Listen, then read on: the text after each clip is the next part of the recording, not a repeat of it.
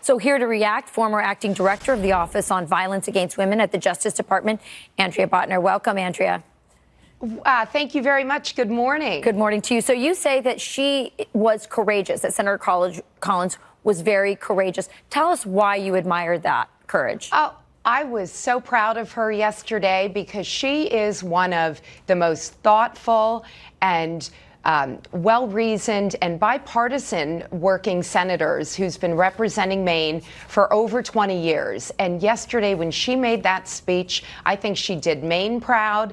And as a woman, I was just so thrilled to hear her lay out her case and draw her own conclusions and show the courage Andrea, that she will vote. Sometimes we get frustrated with it, but the Senate is about process. They have rules, and it's always been a part of that institution. It almost felt like she was defending the process of the Senate as much as she was defending Kavanaugh, who's utterly defensible. He's highly qualified. So she did a lot for the institution yesterday as well. She sure did. She brought respect back to the Senate. And yesterday, I really believe she chose the law. She valued the presumption of innocence over politics. Absolutely. There was a lot of attacks on her as a woman.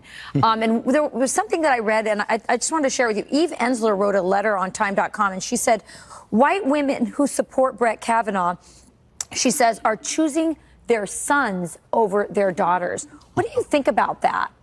That is absolutely disgusting. And I have one of each. And I tell you, no woman, no mother wants to be accused of choosing a son over a daughter or a daughter over a son.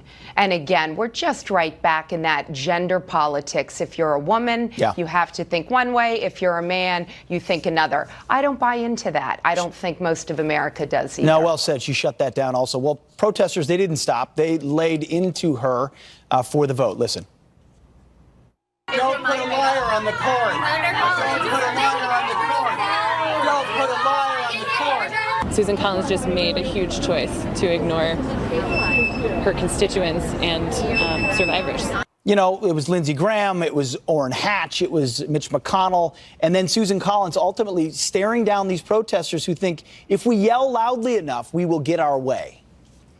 I mean, that's just incredible. It's mob rule. And that is not what our country is about, and that's not why we were founded and how we've proceeded with our justice system and our culture for the last several decades. It's just not right, and we need to stand up and support women like Susan Collins and be courageous enough in our own lives to make our own decisions. Well, we think she's going to stand up today, we believe, and cast one of the deciding votes. 5 or 6 p.m. tonight is when the actual confirmation vote will happen. Andrea Botner, thank you very much for your time. Thank you.